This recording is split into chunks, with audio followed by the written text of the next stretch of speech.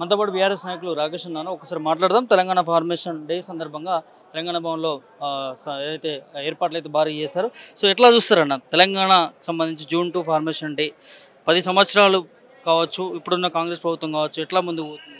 శతాబ్దాల నాగరికత, దశాబ్దాల ఆకాంక్ష, వేల మంది త్యాగము, లక్షల మంది పోరాటము, కోట్ల మంది కళ, నిత్యం జాతర, అనేక కళారూపాల బతుకమ్మ, అనేక భావోద్వేగాల అరివిల్లు నా తెలంగాణ. అలాంటి తెలంగాణ విముక్తి కోసం అనేక పోరాటాలు జరిగినాయి. జూన్ 2వ తేదీన స్వరాష్ట్రాన్ని, స్వపరిపాలన సాధించుకున్నాము. దాన్నే మనం తెలంగాణ ఆవిర్భావ దినోత్సవంగా మనం జరుపుకుంటున్నాం. కాబట్టి ఆ నేపథ్యాన్ని, తెలంగాణ సాధించుకున్న తర్వాత జరిగినటువంటి పరిణామాల్ని, ఇప్పుడున్నటువంటి రాజకీయ పరిస్థితిని విశ్లేషించుకోవడానికి ఈరోజు మరి పెద్ద ఎత్తున ఈ తెలంగాణ భవన్లో సమావేశం కావడం జరిగింది. మరి సాధించుకున్నటువంటి తెలంగాణ దేశంలో అగ్రగామిగా నిలవడానికి కేసీఆర్ గారు ఎన్నో ప్రయత్నాలు చేశారు. అనేక విధానాలు తీసుకొచ్చిళ్ళు, కొత్త పథకాలను కూడా అమలు చేయడం జరిగింది. సరే, మార్పు పేరు మీద ప్రజలు కాంగ్రెస్ పార్టీకి అవకాశం ఇచ్చింది. అంటే మార్పు అనేది సహజమండి, అది సహజ ప్రక్రియ, అది ప్రకృతి తీసుకొచ్చేటువంటి ఒక ప్రక్రియ. కాబట్టి దాన్ని ఎవరు ఆపలేము. కానీ ఇచ్చినటువంటి అధికారాన్ని ప్రజల కోసం వినియోగించాలి తప్ప, ఇచ్చినటువంటి అధికారాన్ని కేవలం కక్ష తీర్చుకోవడానికి ఈరోజు మరి రేవంత్ రెడ్డి గారు వినియోగించి తన దవ్వుకున్నటువంటి గోవిలో తానే పడ్డాడు. ఇప్పుడు హైడ్రా అని, మూసీ అని, లేకపోతే లఘుచర్ల అని, ఫ్యూచర్ సిటీ అని, హెచ్సియు అని, దాని తర్వాత కేసీఆర్ గారి మీద, కేటీఆర్ గారి మీద, హరీష్ రావు గారి మీద కక్షతోని వేసినటువంటి కమిషన్లు కానీ, వీటన్నిటి మీద వల్ల brand Telangana image, brand Hyderabad image దెబ్బతిని ఈరోజు కనీస సంక్షేమ పథకాలు నడపడానికి కూడా ఈరోజు డబ్బు లేనటువంటి పరిస్థితి రేవంత్ రెడ్డి గారు తీసుకొచ్చిండ్రు. కాబట్టి మళ్ళీ ఈ పరిస్థితి నుండి గట్టెక్కించాలంటే అది బీఆర్ఎస్ పార్టీతోనే సాధ్యం. బీఆర్ఎస్ పార్టీ పోరాటం చేయాల్సినటువంటి అవసరం ఉంది అని చెప్పేసి అక్కడ కేటీఆర్ గారు, ఇక్కడ హరీష్ రావు గారు వారు నినాదం ఇవ్వడం జరిగింది, ఒక క్లారిటీ ఇవ్వడం జరిగింది, ఒక డైరెక్షన్ ఇవ్వడం జరిగింది. కార్యకర్తలు తప్పకుండా ఈ ప్రాంతం కోసం, ఈ ప్రజల కోసం ప్రేమతోని, ఒక అనురాగంతో పనిచేస్తారు. 100% మళ్ళీ తెలంగాణ తల్లిని విముక్తి చేస్తారు. మిస్ వరల్డ్కి సంబంధించి చాలా ఆరోపణలు వస్తున్నాయి. మిస్ ఇంగ్లాండ్కి సంబంధించి మ్యాగీ కొన్ని ఆరోపణలు చేసింది. ఎట్లా చూడొచ్చు? తెలంగాణ ఇంత చరిత్ర కలిగిన తెలంగాణ ఇవాళ ఇంత పరువు నష్టానికి పోతా ఉంటే ఎట్లా చూడవచ్చు? మాతృదేవోభవ, ఇది మన భారతదేశం యొక్క సంస్కృతి. ఆడబిడ్డను ఎంత గౌరవంగా చూసుకుంటామో మన బతుకమ్మను ఆడుతూ ఉంటే మనకు తెలుస్తుంది. అలాంటి ఈ నేల మీద ఆడబిడ్డలను అవమానించినటువంటి చరిత్ర ఆ నిర్వాకం రేవంత్ రెడ్డి గారు చాలా దురదృష్టకరం అండి. రాజకీయాలు పక్కన పెట్టండి, రాజకీయాలు ఉంటాయి, పోతే పెద్ద విషయం కాదు. ఒక పార్టీ వస్తుంది, పార్టీ పోతుంది, ఒక ఆయన ముఖ్యమంత్రి అవుతారు, తెల్లారి ఇంకోరు ముఖ్యమంత్రి, అది విషయం కాదు ఇక్కడ. కానీ ఈ ప్రాంతానికి ఉన్నటువంటి గౌరవాన్ని మంట గలిపినటువంటి నేపథ్యం రేవంత్ రెడ్డి గారిది. ఎంతటి శిక్షకైనా ఆయన అర్హుడే నా ఉద్దేశం. ఎందుకంటే భారతదేశం అంటే ఒక నమ్మకం ప్రజలకి, తెలంగాణ అంటే ఒక అభిమానం ప్రజలకి, ఒక గొప్ప సంస్కృతి, గొప్ప నాగరికత ఈ నేల మీద ఉంది అని చెప్పి భావించి ఎంతోమంది వస్తుంటారు, పోతూ ఉంటారు. అతిథి దేవోభవ మన సిద్ధాంతం. అతిథులను దేవుడితో సమానంగా కొలుస్తాం. కానీ ఈరోజు ఆ ఇంగ్లాండ్కి సంబంధించిన ఆడబిడ్డ ఇక్కడికి వస్తే అన్ని రకాలుగా ఆమెని అగౌరవపరిచి, ఆమె చెప్పినటువంటి మాటలు నేను చెప్పలేను, నన్ను ఈ రకంగా చూసిందని చెప్పింది, అది నేను చెప్పలేను. కానీ చాలా దౌర్భాగ్యమైనటువంటి పరిస్థితి ఈరోజు నిర్మాణం చేసినందుకు ఈ రాష్ట్ర ప్రజానీకానికే కాదు, మొత్తం దేశానికే రేవంత్ రెడ్డి గారు క్షమాపణ చెప్పారు. రానున్న రోజు రాజకీయాలు ఏ విధంగా ఉండబోతుంది? ఇప్పుడు తెలంగాణ ప్రజలు విజ్ఞులు, చాలా చైతన్యవంతులు, ఎప్పుడు ఏం నిర్ణయం తీసుకోవాలో వాళ్ళకి తెలుసు. ఇప్పటికే ప్రజలు ఒక ఆలోచనకు వచ్చింది.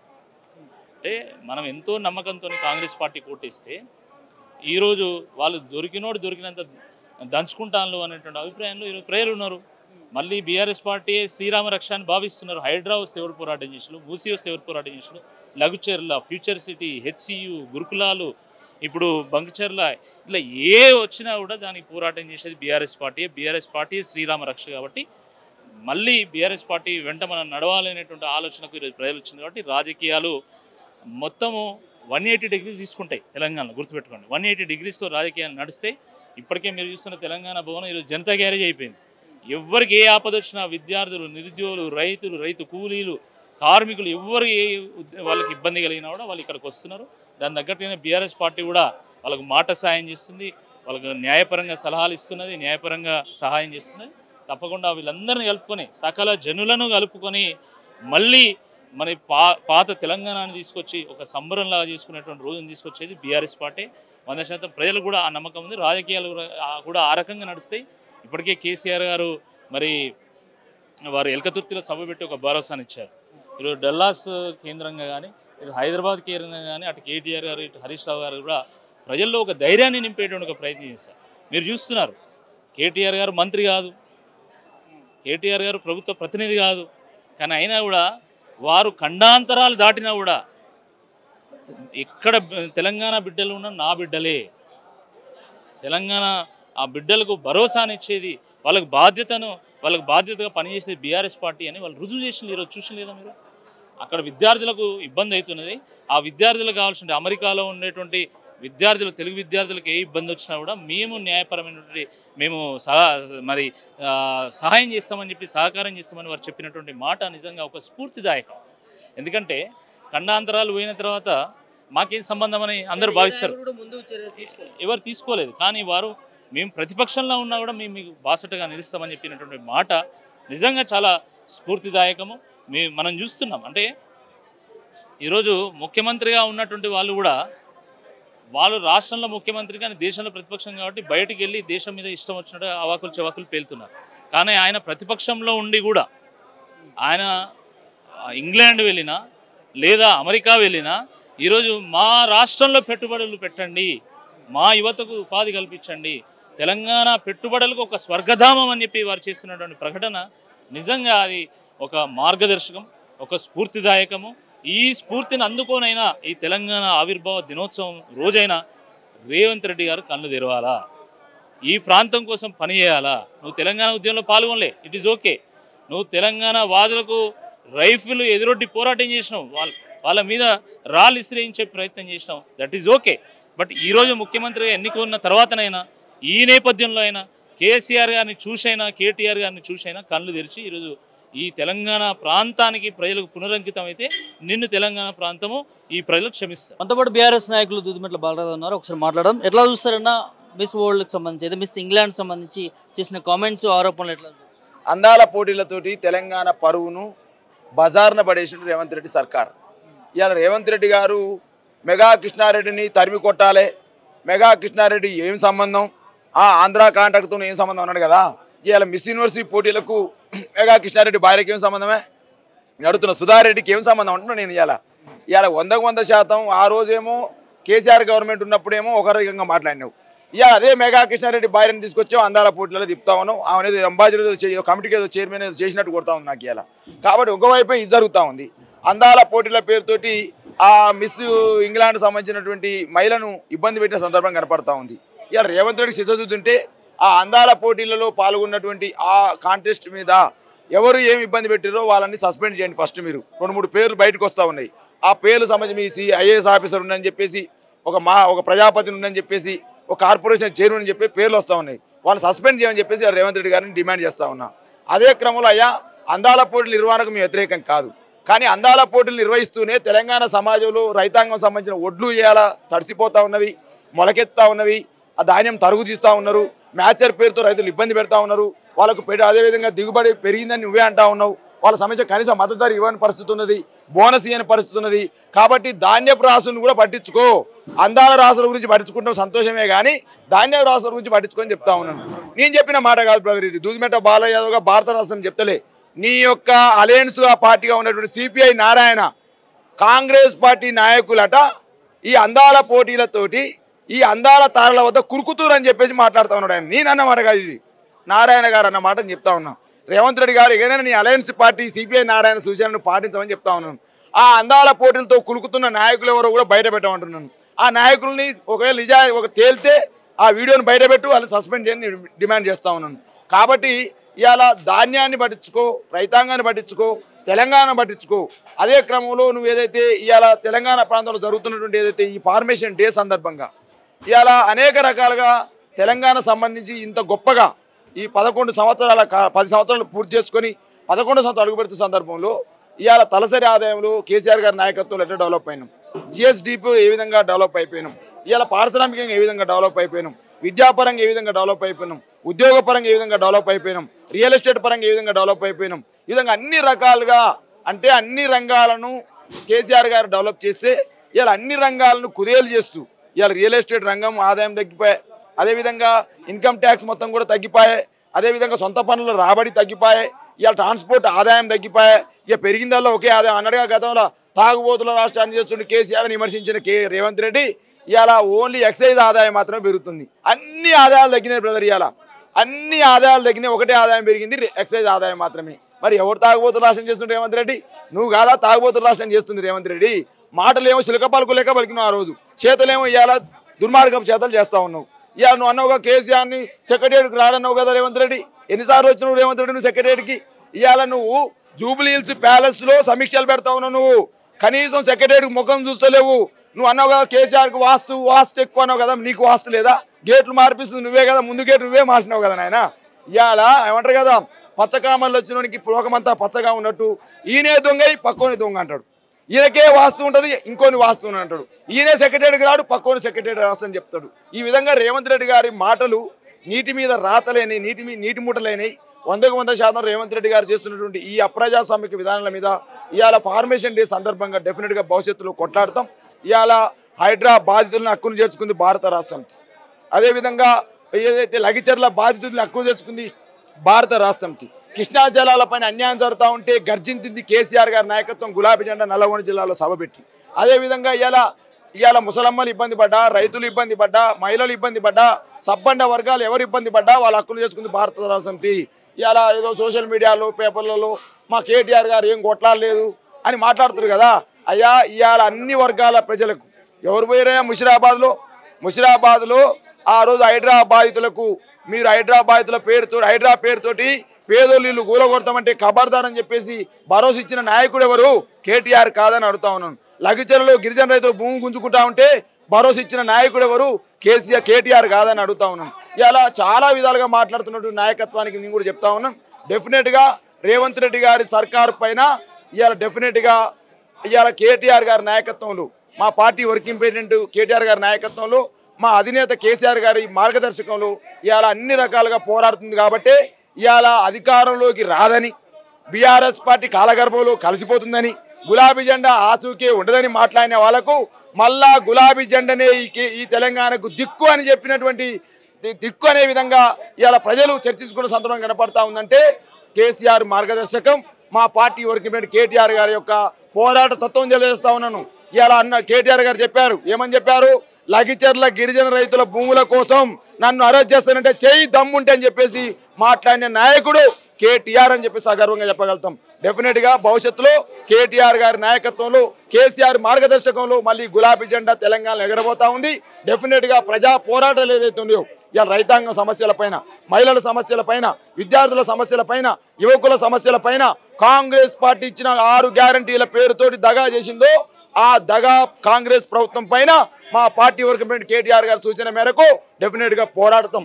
కాళేశ్వరం పైన కేసీఆర్కి నోటీసులు ఇవ్వడం జరిగింది, ఎట్లా చూస్తారు ఇది? కేసీఆర్ ఒక దోషులు నిలబెట్టే ప్రయత్నం చేస్తా ఉన్నటువంటి సిచ్యువేషన్ కనిపిస్తుంది. బ్రదర్, సూర్యుని పైన ఉమ్మేస్తే మళ్ళీ వాళ్ళ ముఖం మీద పడుతుంది. కేసీఆర్ని పలసన చేద్దామని, కేసీఆర్ గారిని ఇబ్బంది పెడదామని, కేసీఆర్ గారిని ఏదో కేసు పెడుతున్నా ఏదో బెదురుతున్నా అనుకుంటా బిడ్డ, కేసీఆర్ని బదనాం చేద్దామన్న వాళ్ళు, కేసీఆర్ని ఇబ్బంది పెడదామన్న వాళ్ళు, గులాబీ జెండాను కథం చేద్దామన్న వాళ్ళు, కేసీఆర్ కాలగర్భంలో కలిసేద్దామన్న వాళ్ళే కాలగర్భంలో కలిసిపోయారు తప్ప గులాబీ జెండాను కాలగర్భంలో కలుపుదామన్న వాళ్ళు, కేసీఆర్ రాజకీయాన్ని మొత్తం కూడా తీసేద్దాం అనుకున్న వాళ్ళే కాలగర్భంలో కలిసిపోయారు తప్ప కేసీఆర్ ఎప్పుడు కూడా శిఖరం అంతే ఉన్నాడు. గులాబీ జెండా ఎప్పుడు శిఖరం మీదనే ఉంది. ఆ విధంగానే నిజాయితీ ఉంది కాబట్టి గులాబీ జెండా సక్సెస్ అయింది, తెలంగాణ రాష్ట్రం వచ్చింది. మళ్ళీ కూడా ఇలా ఆటలాడుతూ ఉన్నారు. అయ్యా నిప్పుతో ఆట పులితో వేట వద్దురా బాబు, నిప్పుతో ఆట పులితో వేట వద్దు. కేసీఆర్ నిప్పురా బాబు, కేసీఆర్ సింహం రా బాబు, సింహంతో పెట్టుకుంటే నీ ఆటలు సాగం. రేవంత్ రెడ్డి నోటీసుల పేరుతోటి, ఇవాళ కమిషన్ల పేరుతోటి నేను అడుగుతా ఉన్నాను. ఇవాళ ఎందుకు కమిషన్లు వేస్తావయ్యా? రైతాంగాన్ని నీళ్ళు ఇచ్చినటువంటి కాళేశ్వరం మీద కమిషన్ వేస్తావు నువ్వు. తెలంగాణ పైలకి 24 గంటల కరెంట్ ఇచ్చినటువంటి విద్యుత్ ఒప్పందాల పైన కమిషన్లు వేస్తావా నువ్వు? నేను అడుగుతా ఉన్నాను. ఇవాళ ఈ రాష్ట్రంలో కనపడతా ఉంది ఏంటంటే మంచి పనులు చేసినటువంటి కార్యక్రమాల మీద కమిషన్లు వేస్తూ ఉన్నారు. కాంట్రాక్ట్లకు ఇచ్చే పైసలు 20% మాత్రం కమిషన్లు తీసుకుంటా ఉన్నారు. మంచి పనుల మీదనేమో కమిషన్లు వేసి ఇబ్బంది పెడతా ఉన్నారు. ఏదైతే కాంట్రాక్ట్లకు ఇచ్చే పైసలు ఏదైతే ఉన్నాయో 20% ఇస్తేనే కమిషన్లు తీసుకుంటా అంటే అక్కడనేమో మంచి పనుల మీద కమిషన్ వేసి ఇబ్బంది, ఇక్కడనేమో పైసల కోసం 20% కమిషన్ రేవంత్ రెడ్డి సర్కార్ చూస్తా ఉన్నాం బ్రదర్. ఏం చెప్తారన్న ఫార్మేషన్ డే సందర్భంగా ప్రభుత్వానికి కావచ్చు? ఏం చేస్తాం, ఇవాళ కట్టెపట్టుకున్నటువంటి రేవంత్ రెడ్డే దొంగ, కట్టెపట్టుకున్నటువంటి రేవంత్ రెడ్డి ముఖ్యమంత్రి ఇవాళ దొంగలాగా వ్యవహరిస్తూ ఉన్నాడు. ఇవాళ ఆయన మాట్లాడే మాటలేంది బ్రదర్, 11 సంవత్సరాలు పూర్తి చేసుకుంది, 10 సంవత్సరాలు తెలంగాణ ప్రాంతం ఎంత డెవలప్మెంట్ అయింది, ఇదో 11 సంవత్సరాలు అడుగు పెట్టినాము. ఏ ముఖ్యమంత్రి ఏం మాట్లాడాలి, ఈ రాష్ట్రాన్ని డెవలప్ చేస్తున్నాం అనాలి, ఏం మాట్లాడుతారండి? ఈ రాష్ట్రం దివాలా తీస్తుంది, ఈ రాష్ట్రంలో అప్పులు పుడతలేవు, ఈ రాష్ట్రం సంబంధించి ఇవాళ మొత్తం కూడా దొంగల లెక్క చూస్తూ ఉన్నారు, అప్పులు పోతే చెప్పులు ఎత్తకపోతారని భయపడతా ఉన్నారు అని చెప్పేసి ఈ రాష్ట్రాన్ని దివాలా తీస్తూ ఉన్నాడు. ఎందుకు తీస్తుంది తెలుసా? అలా గురువుగారి యొక్క రాష్ట్రం బాగుపడాలి కదా, అమరావతి డెవలప్ చేయాలన్నా, అమరావతికి పెట్టుబడులు పోవాలన్నా, ఆంధ్రప్రదేశ్ బాగుపడాలంటే ఏం చేయాలి? హైదరాబాద్ నాశనం కావాలి, తెలంగాణ నాశనం కావాలి. కాబట్టి తెలంగాణ ఇమేజ్ని ఏం చేయాలి? పరుగు తీయాలి. కాబట్టి అలా తెలంగాణ అభివృద్ధి కావట్లేదని, తెలంగాణకు అప్పులు పుడతలేవని హైదరాబాద్ ఇమేజ్ ఎందుకు డ్యామేజ్ చేస్తూ ఉన్నాడు? చంద్రబాబు నాయుడు వాళ్ళ గురువుగారి యొక్క ప్రేమ కోసం, వాళ్ళ యొక్క కోరిక కోసం చేస్తూ ఉన్నాడు. ఇవాళ కృష్ణా జలాల మీద, గోదావరి జలాల మీద రేవంత్ రెడ్డి మాట్లాడుతున్నా బ్రదర్. ఇవాళ ఏదైతే బంకించర్ల సంబంధించినటువంటి గోదావరి ఏదైతే కనెక్టివిటీ ఉందో దాని మీద రేవంత్ రెడ్డి ఎందుకు మాట్లాడతలే? దాని మీద కాంగ్రెస్ పార్టీ ఎందుకు మాట్లాడతలే? కృష్ణా జలాలు తరలించకపోతుంటే రేవంత్ రెడ్డి ఎందుకు మాట్లాడతలే? అంటే గురువుగారి కోరిక నెరవేర్చాలి. కాబట్టి ఇవాళ నేను అడుగుతాను, ఒకవైపు ఏమో రజనీకాంత్ లాంటి వాళ్ళు వచ్చేమో డల్లాస్ లెక్క ఉంది, న్యూయార్క్ లెక్క ఉంది హైదరాబాద్, అంటే హైదరాబాద్ దివాళీ తీసే పని ఈయన చేస్తూ ఉన్నాడు. 100% చంద్రబాబు నాయుడు ఆడిస్తున్న డ్రామాలో భాగంగానే ఇవాళ రేవంత్ రెడ్డి హైదరాబాద్ బ్రాండ్ ఇమేజ్ మీద, తెలంగాణ బ్రాండ్ ఇమేజ్ దెబ్బతీస్తామని అనుకుంటా ఉన్నాను. మనతో పాటు బీఆర్ఎస్ మహిళా నాయకులు మంజుల రాణి గారు ఉన్నారు, ఒకసారి మాట్లాడదాం. ఎట్లా చూస్తారు తెలంగాణ ఫార్మేషన్ అంటే ఎట్లా సెలబ్రేషన్ చేసుకుంటున్నారు తెలంగాణ? ఇప్పుడైతే బాధగానే చేసుకుంటున్నాం. రేవంత్ రెడ్డి పేరు మీద ఈరోజు 10 సంవత్సరాలు బాగా చేసుకున్నాము. ఇది రేవంత్ రెడ్డి పేరు మీద 18 నెలలు మొత్తము తెలంగాణను అంటారు కదా, మొత్తం భూస్థాపితం చేయడానికే రేవంత్ రెడ్డి కంకణం కట్టుకొని కాంగ్రెస్ రూపంలో ఒక ఆర్ఎస్ఎస్ మనిషి వచ్చి తెలంగాణను నాశనం చేయడానికే రేవంత్ రెడ్డి ఈరోజు కంకణం కట్టుకున్నాడు. ఎక్కడి నుంచి అంటే కింది స్థాయి నుంచి పై స్థాయి వరకు ప్రతి దాంట్లోనూ రేవంత్ రెడ్డి బాపు ఆనవాళ్ళు తుడిచేస్తానన్నాడు, బాపు ఆనవాళ్ళు లేకుండా చేస్తా అన్నాడు.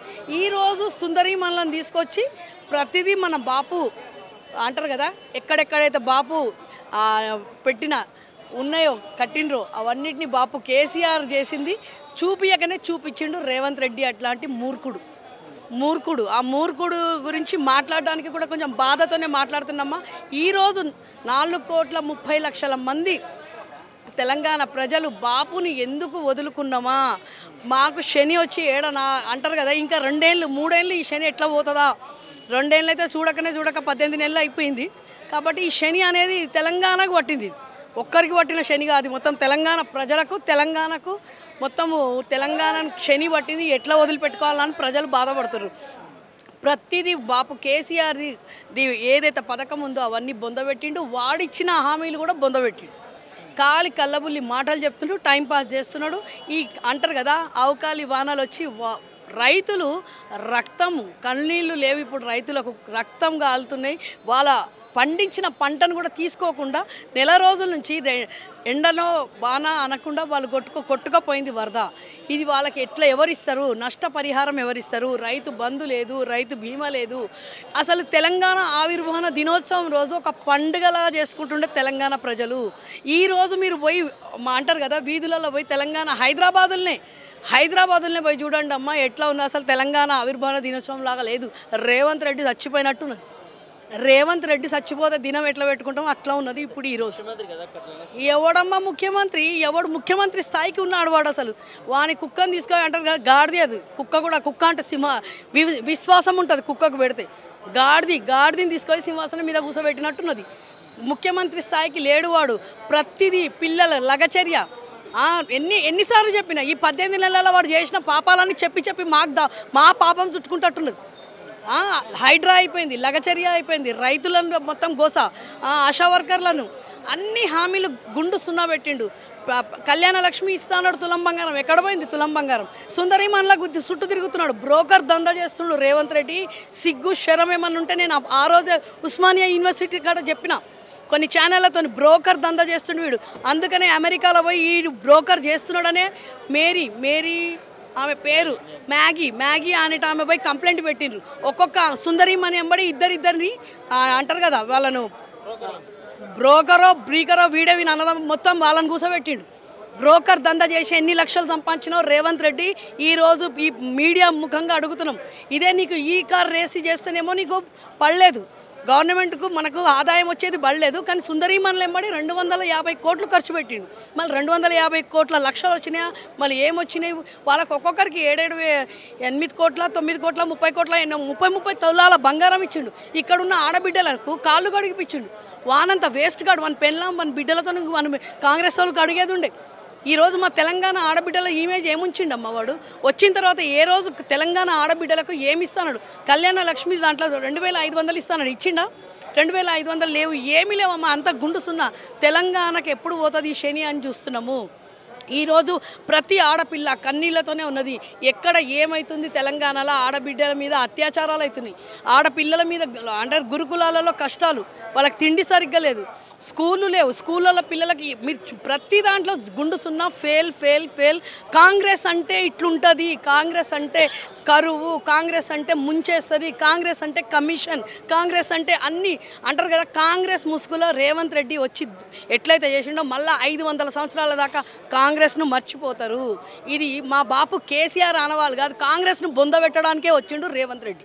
మనతో పాటు బీఆర్ఎస్ నాయకులు ఉపేంద్ర గారు ఉన్నారు, ఒకసారి మాట్లాడదాం. అన్న, తెలంగాణ ఫార్మేషన్ డే ఎట్లా సెలబ్రేట్ చేసుకుంటున్నారు?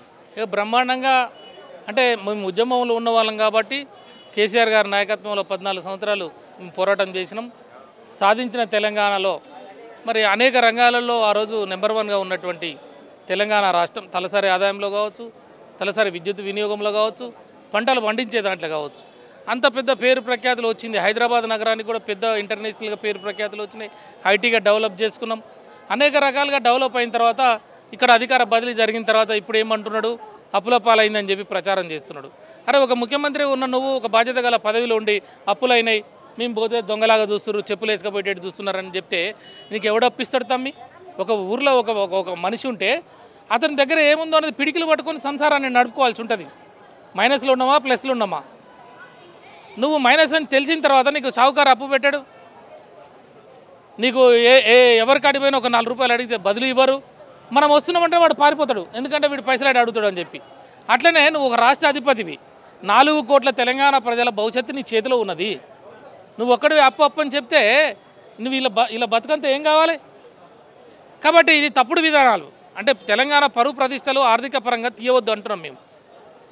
రెండోది ఏంటంటే నిన్న నువ్వు ఈ అందాల పోటీలను తీసుకొచ్చావు, దాంతో నీకు ప్రపంచంలో పేరు పెరుగుతున్నావు, మిస్బిహేవ్ చేశావు. ఇవాళ ఏమైంది? మ్యాగీ మిల్లా ఆమె స్టేట్మెంట్ ఆమె ఇంగ్లాండ్ అంటే ఒక మిస్ కావాలంటే ఒక శరీరమే కాదు, వాళ్ళ సేవ చూస్తారు, వాళ్ళ దయార్థ హృదయం చూస్తారు, వాళ్ళ మైండ్ మెచ్యూరిటీ చూస్తారు. ఇవన్నీ చూస్తే కానీ ఆ స్థాయికి వస్తారు. అసలు వాళ్ళు 107 మంది 8 మంది వచ్చారు. వచ్చినప్పుడు ఎంత జాగ్రత్తగా బిహేవ్ చేయాలి? మాతృదేవోభవ, పితృదేవోభవ, ఆచార్య దేవోభవ, అతిథి దేవోభవ. ఇది మన సంస్కృతి. భారతదేశం యొక్క మహిళ కట్టుబొట్టు వ్యవహారం సాంప్రదాయాలు ఆచారాలు చూస్తే ప్రపంచంలో మొత్తం కూడా చేయెత్తి నమస్కారం చేస్తారు భారత మహిళకి. అంత పేరు ప్రఖ్యాస్తుంది. అసలు భారతదేశ పరువు తీసావు నువ్వు. ఈరోజు ఆ అమ్మాయి ఇచ్చిన స్టేట్మెంట్ ద్వారా ఒక ఆడ మనిషిని అంగడి బొమ్మడిగా చూస్తున్నారు ఇక్కడ అని చెప్పి ఆమె ఇచ్చిన స్టేట్మెంట్ ద్వారా తెలంగాణ పేరు ప్రతిష్టలు తగ్గిపోయినాయి. తెలంగాణదే కాదు భారతదేశ పేరు ప్రతిష్టలు తక్కువ చేసే విధంగా చూశాడు. ఆర్థిక పరంగా నష్టాలని చెప్తున్నాడు, ఆడవాళ్ళని గౌరవించట్లేదు. ఇంత దుర్మార్గం అనండి. ఇలాంటి ప్రకటనలు ఇవ్వవచ్చా? ఇట్లాంటి మిస్బిహేవ్ చేయవచ్చా? వాళ్ళందరూ సస్పెండ్ చేయాలి నన్ను అడిగితే. ఇప్పుడు నువ్వు ఆ మిల్లా మ్యారీకి ఆమెకి నువ్వు క్షమాపణ చెప్తావా? నువ్వు ఆ అమ్మాయిని పిలిచి మీరందరూ మంత్రులు మీరందరూ కాళ్ళు కడిగి ఆమె నెత్తి నీళ్ళు పోసుకుంటే కానీ మీ పాప పశ్చాత్తాపం అవుతుంది అంటున్నాను నేను. ఇలా నువ్వు ఇంకో మాట అంటున్నావు, కేసీఆర్ సోనియా గాంధీ కాళ్ళు కడగాలంటున్నావు. కేసీఆర్ సోనియా గాంధీ కాళ్ళు ఎందుకు కడగాలి అంటున్నాం మేము ఒత్తిడి చేసినాం. మేము ఆ రోజు 1200 మంది చనిపోయారు. కేసీఆర్ 11 రోజులు అమరనిరాహార దీక్ష చేశాడు. ఇవాళ 36 రాజకీయ పార్టీలు దేశంలో మొత్తం కూడా తెలంగాణ ఇవ్వమని చెప్పినాయి. పార్లమెంట్లో మాట్లాడినాయి, అసెంబ్లీలో మాట్లాడినాయి.